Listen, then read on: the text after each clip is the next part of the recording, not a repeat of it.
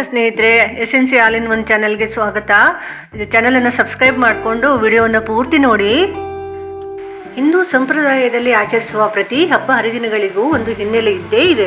ಪುರಾಣ ಐತಿಹ್ಯದಲ್ಲಿ ಇದಕ್ಕೆ ಕಥೆಗಳ ಉಲ್ಲೇಖಗಳು ಇವೆ.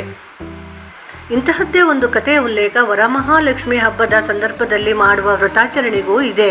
ಈ ಕಥೆ ಯಾವುದು ಅನ್ನುವುದನ್ನು ಈ ದಿನ ತಿಳಿದುಕೊಳ್ಳೋಣ. ಈಚೆರೆ ವರಮಹಾಲಕ್ಷ್ಮಿ ವ್ರತವು ಶ್ರಾವಣ ಮಾಸದ ಶುಕ್ಲ ಪಕ್ಷದ 16ನೇ ತಾರೀಕು ಅಂದರೆ ಶುಕ್ರವಾರ ಬಂದಿದೆ. ಈ ವರಮಹಾಲಕ್ಷ್ಮಿ ವ್ರತದ ಆಚರಣೆ ಯಾಕೆ ಬಂತು, ಇದರ ಮಹತ್ವ ಏನು, ಯಾವ ಕಾರಣಕ್ಕಾಗಿ ವರಮಹಾಲಕ್ಷ್ಮಿ ವ್ರತವನ್ನು ಮಾಡಬೇಕು, ಇದರ ದಂತಕಥೆ ಏನು ಅನ್ನೋದರ ಬಗ್ಗೆ ಈ ದಿನ ಸ್ವಲ್ಪ ಮಾಹಿತಿಯನ್ನು ಕೊಡ್ತಾ ಇದ್ದೇನೆ. ವರಮಹಾಲಕ್ಷ್ಮಿ ವ್ರತಕಥೆಯನ್ನು ಈಗ ಕೇಳೋಣ. ಪೂರ್ವಕಾಲದಲ್ಲಿ ಸತ್ಯಲೋಕವಾಸಿಗಳಾದ ಋಷಿ ಶ್ರೇಷ್ಠರೆಲ್ಲರೂ ನೈಮಿಷಾರಣ್ಯದಲ್ಲಿ ಒಟ್ಟಾಗಿ ಸೇರಿ ಪುರಾಣಿಕ ಶಿಖಾಮಣಿಯಾದ ಸೂತ ಮಹರ್ಷಿಯನ್ನು ಕುರಿತು, ಎಲೈ ಪುರಾಣ ಪುರುಷೋತ್ತಮನೇ, ತ್ರಿಕಾಲಜ್ಞಾನಿಯಾದ ನೀನು ನಮ್ಮಲ್ಲಿ ಅನುಗ್ರಹ ಮಾಡುವುದಾದರೆ ಲೋಕದಲ್ಲಿ ಸರ್ವ ಸೌಭಾಗ್ಯಗಳನ್ನು ಕೊಡುವ ಉತ್ತಮವಾದ ವ್ರತವನ್ನು ಹೇಳು ಎಂದು ಕೇಳಿದರು. ಸಂತುಷ್ಟನಾದ ಸೂತ ಮಹಾಮುನಿ ಆಗ ಪುಂಖಾನುಪುಂಖವಾಗಿ ಹೇಳಿದ ವಿಷಯವಿದು. ಎಲೆ ಋಷಿಗಳಿರ ಕೇಳಿ, ಲೋಕದಲ್ಲಿ ಭಕ್ತಿಯಿಂದ ಪೂಜಿಸುವವರಿಗೆ ಸಕಲ ಇಷ್ಟಾರ್ಥಗಳನ್ನು ಕೊಡುವ ಅತ್ಯುತ್ತಮವಾದ ವ್ರತವೊಂದುಂಟು. ಅವರ ವಿವರಗಳನ್ನು ನಿಮಗೋಸ್ಕರವಾಗಿ ಹೇಳುವೆನು ಕೇಳಿ.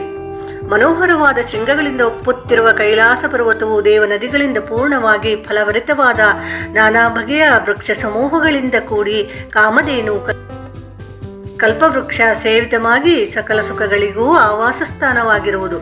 ಆದ ಕಾರಣ ಯಕ್ಷ, ರಾಕ್ಷಸ, ಗರುಡ, ಗಂಧರ್ವ, ದೇವ, ಮಾನುಷಾದಿಗಳು ತಮ್ಮ ಪೂರ್ವ ಪುಣ್ಯಾನುಸಾರ ಸೇರಿ ಅಲ್ಲಿಗೆ ಒಡೆಯನಾದ ಪಾರ್ವತೀಶ್ವರನಿಗೆ ಸೇವೆ ಸಲ್ಲಿಸುತ್ತಿರುವರು. ಒಂದಾನೊಂದು ಕಾಲದಲ್ಲಿ ಹರ್ಷಯುಕ್ತನಾಗಿ ದೇವದೇವನಾದ ಪರಮೇಶ್ವರನು ಪಾರ್ವತಿಯೊಡನೆ ಸಂತೋಷವಾಗಿ ಕುಳಿತಿರುವಾಗ ಲೋಕಾನುಗ್ರಹಾರ್ಥವಾಗಿ ಜಗನ್ಮಾತೆಯಾದ ಪಾರ್ವತಿಯು ಪರಮೇಶ್ವರನನ್ನು ಕುರಿತು, ಮಹಾದೇವನೇ, ಪ್ರಪಂಚದಲ್ಲಿ ಸಕಲ ಸುಖಗಳನ್ನು ಕೊಟ್ಟು ಭಕ್ತರ ಕಷ್ಟವನ್ನು ಪರಿಹರಿಸಿ ಸೌಭಾಗ್ಯ ಸಂತೋಷಗಳನ್ನು ಉಂಟು ಮಾಡುವ ವ್ರತ ಯಾವುದು, ಅದನ್ನು ನನಗೆ ಹೇಳು ಎಂದು ಕೇಳಿದಳು. ಆಗ ಪರಮೇಶ್ವರನು, ಎಲವು ಪಾರ್ವತಿಯೇ, ಕೇಳು. ಸರ್ವ ಸಂಪತ್ಪ್ರದವಾದ ಪುತ್ರ ಪೌತ್ರದಾಯಕವಾದ ಸನ್ಮಂಗಳ ಸಂತಾನಕರವಾದ ವರಮಹಾಲಕ್ಷ್ಮಿ ವ್ರತವೆಂಬುದೊಂದುಂಟು. ಈ ವ್ರತವನ್ನು ಭಕ್ತಿ ಸಂಪನ್ನರಾದ ಹೆಂಗಸರಾಗಲಿ ಗಂಡಸರಾಗಲಿ ಮಕ್ಕಳಾಗಲಿ ಮಾಡಬಹುದು. ಈ ವ್ರತವನ್ನು ಶ್ರಾವಣ ಮಾಸದ ಶುಕ್ಲ ಪಕ್ಷದಲ್ಲಿ ಹುಣ್ಣಿಮೆಗೆ ಹತ್ತಿರವಾದ ಶುಕ್ರವಾರದ ದಿನ ಮಾಡಬೇಕು ಎಂದನು. ಆಗ ಆನಂದ ತುಂದಿರಲಾದ ಪಾರ್ವತಿ ಸ್ವಾಮಿ, ಆ ವ್ರತದ ನಿಯಮವೇನು, ಅದನ್ನು ಹೇಗೆ ಮಾಡಬೇಕು, ಆ ವ್ರತಕ್ಕೆ ಅಧಿದೇವತೆ ಯಾರು ಎಂದು ಕೇಳಿದಳು. ಆಗ ಪರಮೇಶ್ವರನು, ಆ ವ್ರತಕ್ಕೆ ಅಧಿದೇವತೆ ಮಹಾಲಕ್ಷ್ಮಿ. ಇದನ್ನು ಶ್ರಾವಣ ಮಾಸದಲ್ಲಿ ಪೌರ್ಣಿಮೆ ಸಮೀಪಸ್ಥವಾದ ಭೃಗುವಾರದಲ್ಲಿ ಮಾಡಬೇಕು. ಹಾಗೆ ಮಾಡಿದ ಭಕ್ತರ ಕೋರಿಕೆಗಳೆಲ್ಲ ಕೈಗೂಡಿ ಕಷ್ಟ ಕಾಯಕಗಳು ನಾಶವಾಗುವುವು. ಈ ವಿಷಯದಲ್ಲಿ ಪ್ರಸಿದ್ಧವಾದ ಒಂದು ಕಥೆಯುಂಟು ದೇವಿ, ಅದನ್ನು ನಿನಗೋಸ್ಕರವಾಗಿ ವಿಸ್ತರಿಸಿ ಹೇಳುವೆನು ಕೇಳು ಎಂದು ಕಥೆಯನ್ನು ಹೇಳಲು ಪ್ರಾರಂಭಿಸಿದನು. ಪೂರ್ವಕಾಲದಲ್ಲಿ ಮಹಾವೈಭವಯುಕ್ತವಾದ ವಿದರ್ಭ ದೇಶಕ್ಕೆ ರಾಜಧಾನಿಯಾದ ಕುಂಡಿನ ನಗರದಲ್ಲಿ ದರಿದ್ರಳಾದರೂ ಸದಾಚಾರ ಸಂಪನ್ನಳಾದ ಪತಿ ಶುಶ್ರೂಷೆಯೇ ಮುಖ್ಯವೆಂದು ತಿಳಿದು ಸದಾ ಸಂತೋಷ ಚಿತ್ತಳಾಗಿ ಪತಿಯ ಮನಸ್ಸನ್ನು ನೋಯಿಸದೆ ಸದ್ವರ್ತನೆ ಉಳ್ಳವಳಾಗಿದ್ದ ಚಾರುಮತಿ ಎಂಬ ಸ್ತ್ರೀ ಇದ್ದಳು. ಇವಳ ಸದಾಚಾರ ಸಂಪನ್ನತೆಗೆ ಮೆಚ್ಚಿ ಕರುಣಾಳುವಾದ ಮಹಾಲಕ್ಷ್ಮಿಯು ಒಂದು ದಿನ ಚಾರುಮತಿಯು ಮಲಗಿ ನಿದ್ರಿಸುತ್ತಿರುವಾಗ ಸ್ವಪ್ನದಲ್ಲಿ ಪ್ರತ್ಯಕ್ಷಳಾಗಿ ಬಂದು ಕೇಳಿದಳು.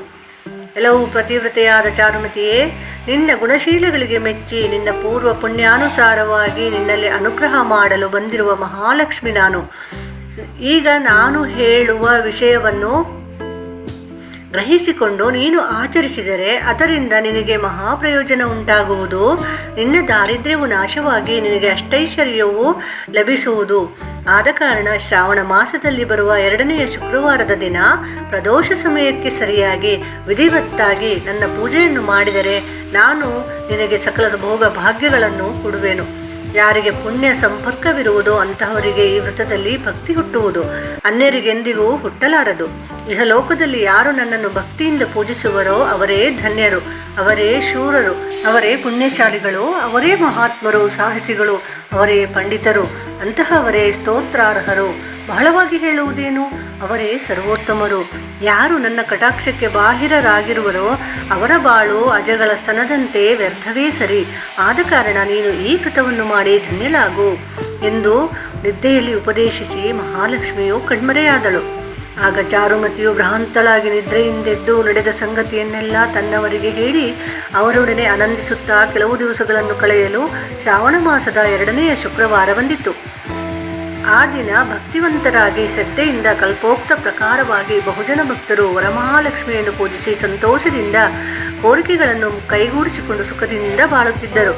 ಇತ್ತ ದರಿದ್ರಳಾದ ಚಾರುಮತಿಯು ನಿಯಮದಿಂದ ಈ ವ್ರತವನ್ನು ಮಾಡಿ ವರಲಕ್ಷ್ಮಿಯ ಕಟಾಕ್ಷದಿಂದ ಅಷ್ಟೈಶ್ವರ್ಯವನ್ನು ಪಡೆದಳು. ಪುತ್ರ ಪೌತ್ರಾದಿಗಳಿಂದ ಕೂಡಿ ಸುಖವನ್ನು ಅನುಭವಿಸುತ್ತಾ ಬಡವರಿಗೆ ಅನ್ನದಾನ ಮಾಡಿ ಬಂಧು ವರ್ಗದವರನ್ನು ಪ್ರೀತಿಯಿಂದ ಕಾಪಾಡುತ್ತಾ ಇಹಲೋಕದಲ್ಲಿ ಅನಂತವಾದ ಅಪಾರ ಸೌಖ್ಯ ಅನುಭವಿಸಿ ಪರಲೋಕದಲ್ಲಿ ಶ್ರೇಷ್ಠವಾದ ಪತಿ ಸಾಯುಜ್ಯವನ್ನು ಪಡೆದಳು. ಆದ ಕಾರಣ ಈ ಲೋಕದಲ್ಲಿ ಯಾರು ಭಕ್ತಿಭಾವದಿಂದ ಈ ವ್ರತವನ್ನು ಆಚರಿಸುವರೋ ಅಂಥವರು ಅಖಂಡವಾದ ಐಶ್ವರ್ಯ ಪಡೆದು ವರಲಕ್ಷ್ಮಿಯ ಪ್ರಸಾದದಿಂದ ಭೋಗಭಾಗ್ಯಗಳನ್ನು ಅನುಭವಿಸುವರು. ಪರಮೇಶ್ವರ ಕಥೆಯನ್ನು ಹೇಳಿ ಮುಗಿಸಲು ಪಾರ್ವತಿಯು, ದೇವದೇವನೇ, ನನ್ನಲ್ಲಿ ನಿನಗೆ ದಯೆಯುಂಟಾದರೆ ಈ ವಿಧಾನವನ್ನು ವಿವರವಾಗಿ ಹೇಳಬೇಕು ಎಂದು ಕೇಳಿಕೊಂಡಳು. ಆಗ ಪರಮೇಶ್ವರನು ಪೂಜಾ ವಿಧಾನಗಳನ್ನು ಹೀಗೆ ವಿವರಿಸಿದನು. ಕೇಳು ದೇವಿಯೇ, ಕೇವಲ ಪುಣ್ಯಪ್ರದವಾದ ಶ್ರಾವಣ ಮಾಸದ 2ನೆಯ ಶುಕ್ರವಾರದ ದಿನ ಭಕ್ತಿಯುಳ್ಳ ಸ್ತ್ರೀಯರಾಗಲಿ ಪುರುಷರಾಗಲಿ ಅಭ್ಯಂಜನವನ್ನು ಮಾಡಿಕೊಂಡು ಮಂಗಳ ಸ್ನಾನಾನಂತರ ಶುಭವಸ್ತ್ರಗಳನ್ನು ಧರಿಸಬೇಕು. ಮನೆಯಲ್ಲಿ ರಂಗವಲ್ಯಾದಿಗಳಿಂದ ಅಲಂಕೃತವಾದ ಶುದ್ಧ ಪ್ರದೇಶದಲ್ಲಿ ಮನೋಹರವಾದ ಮಂಟಪವನ್ನು ನಿರ್ಮಿಸಬೇಕು. ಅದರ ಮಧ್ಯದಲ್ಲಿ ಪಂಚವರ್ಣದಿಂದ ಕೂಡಿದ ಅಷ್ಟದಳ ಪದ್ಮವನ್ನು ರಚಿಸಿ ಅದರ ಮೇಲೆ ಮಾವಿನ ಚಿಗುರುಗಳಿಂದ ಕೂಡಿದ ಕಲಶವನ್ನು ಇಟ್ಟು ಪ್ರಾಣ ಪ್ರತಿಷ್ಠಾಪನ ಪುರಸ್ಸರವಾಗಿ ವರಮಹಾಲಕ್ಷ್ಮಿಯನ್ನು ಪೂಜಿಸಬೇಕು. ಪದ್ಮಾಸನೆ ಪದ್ಮಾಕ್ಷಿ ಪದ್ಮ ಸಂಭವೆ ಎಂಬ ಮಂತ್ರಪೂರ್ವಕವಾಗಿ ಷೋಡಶೋಪಚಾರ ಪೂಜೆಯಿಂದ ದೇವಿಯನ್ನು ತೃಪ್ತಿಪಡಿಸಿ ಯೋಗ್ಯನಾದ ಬ್ರಾಹ್ಮಣನಿಗೆ ಉಪಾಯನ ದಾನವನ್ನು ಕೊಡಬೇಕು. ಸುವಾಸಿನಿಯರನ್ನು ಸಮಾರಾಧನೆ ಸುಗಂಧ ತಾಂಬೂಲಗಳಿಂದ ತೃಪ್ತಿಪಡಿಸಬೇಕು. ಅನಂತರ ಭಕ್ತಿಯುಕ್ತರಾದ ಬ್ರಾಹ್ಮಣ ಸುವಾಸಿನಿಯರಿಗೆ ಭೋಜನ ಮಾಡಿಸಿ ಭೂರಿ ದಕ್ಷಿಣೆಗಳನ್ನು ಕೊಟ್ಟು ಈ ಕಥೆಯನ್ನು ಕೇಳಬೇಕು. ಸೋತ ಪುರಾಣಿಕನು ಶೌನಕಾದಿ ಋಷಿಗಳಿಗೆ ಇಷ್ಟೆಲ್ಲ ಹೇಳಿದಾಗ ಋಷಿಗಳು ಸಂತೋಷಭರಿತರಾದರು.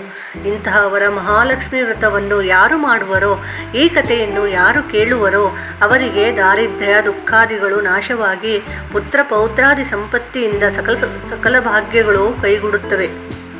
ವರಮಹಾಲಕ್ಷ್ಮಿ ವ್ರತ ಪೂಜೆಯನ್ನು ಮಾಡದೇ ಇರುವವರೂ ಸಹ ಈ ವರಮಹಾಲಕ್ಷ್ಮಿ ವ್ರತಕಥೆಯನ್ನು ಆಲಿಸಿದ್ದೇ ಆದರೆ ಸಕಲ ಸೌಭಾಗ್ಯಗಳು ಸರ್ವ ಸಂಪತ್ತು ನಮ್ಮದಾಗುತ್ತದೆ. ಈ ವರಮಹಾಲಕ್ಷ್ಮಿ ವ್ರತಕಥೆಯನ್ನು ಕೇಳಿ ಎಲ್ಲರೂ ಪುನೀತರಾಗೋಣ. ಎಲ್ರಿಗೂ ಒಳ್ಳೆಯದಾಗಲಿ. ನಮಸ್ಕಾರ.